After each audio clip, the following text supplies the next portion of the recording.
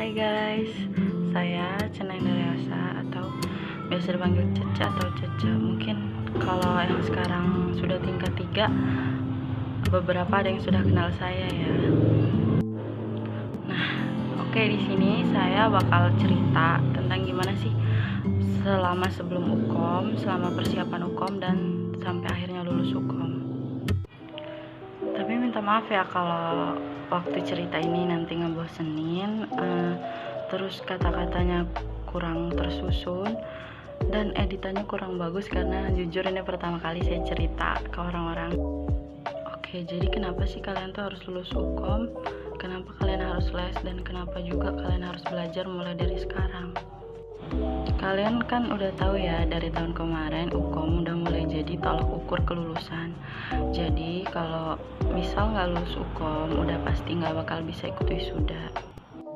Nah, bukan nakut-nakutin atau gimana ya, tahun kemarin dari lulusan lain bukan cuma 1 atau 2 yang nggak lulus UKOM, bahkan ada belasan.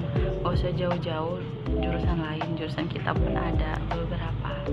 Bayangin aja, tiba-tiba nggak lulus UKOM dari sekian banyak orang, sedangkan orang tua kita bertahun-tahun udah capek-capek ngekuliahin kita. Kira-kira orang tua bakal kecewa nggak? Udah pasti orang tua kecewa lah ya kalau kita nggak lulus UKOM, sedangkan selama ini biaya yang udah dikeluarin buat kuliah selama 3 tahun itu udah banyak banget.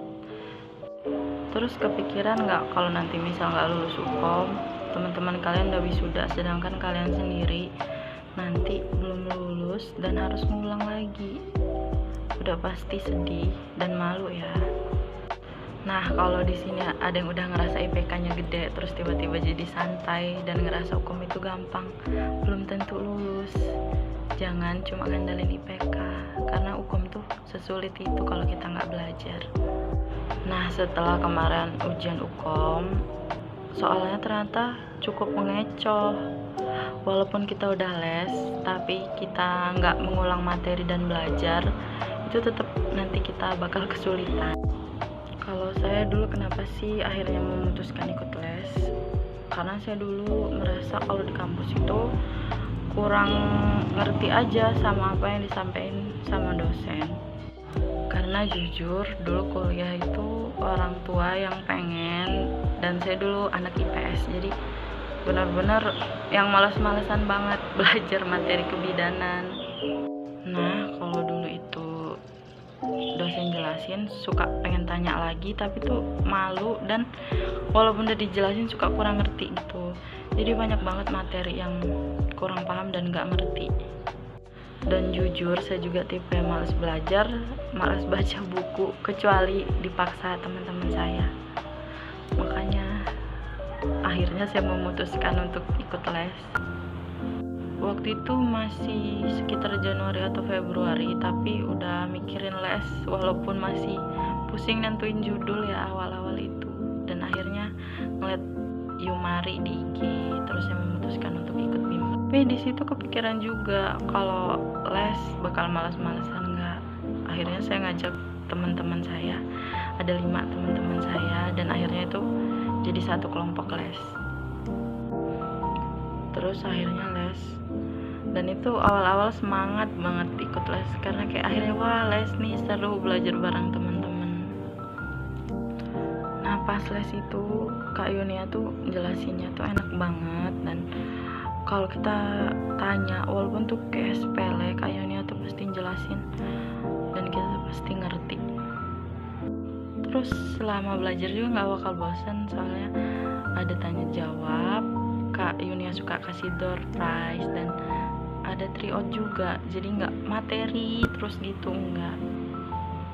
Kita juga walaupun misal belum ngerti dan bilang, Kak belum ngerti tolong jelasin ulang, tuh Kak Yunia tuh bakal jelasin ulang, jadi kita gak perlu khawatir sih bakal gak ngerti, itu pasti ngerti. Tapi walaupun semangat awal-awal, pernah juga kayak aduh males banget sih les ini, capek, mana sambil ngerjain LTA dan lain-lain gitu, suka jadi pengen bolos les.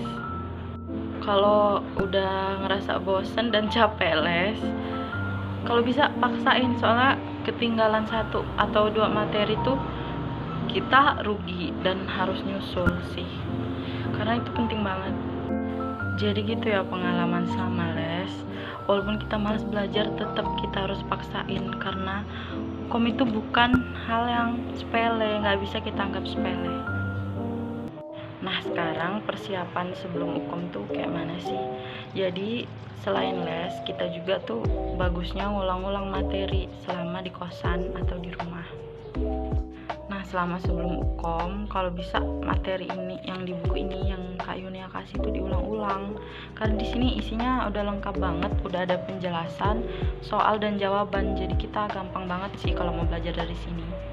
Tapi kalau ada yang bingung kenapa sih warnanya kuning, karena ini tahun 2021, untuk tahun ini kan bukunya beda ya.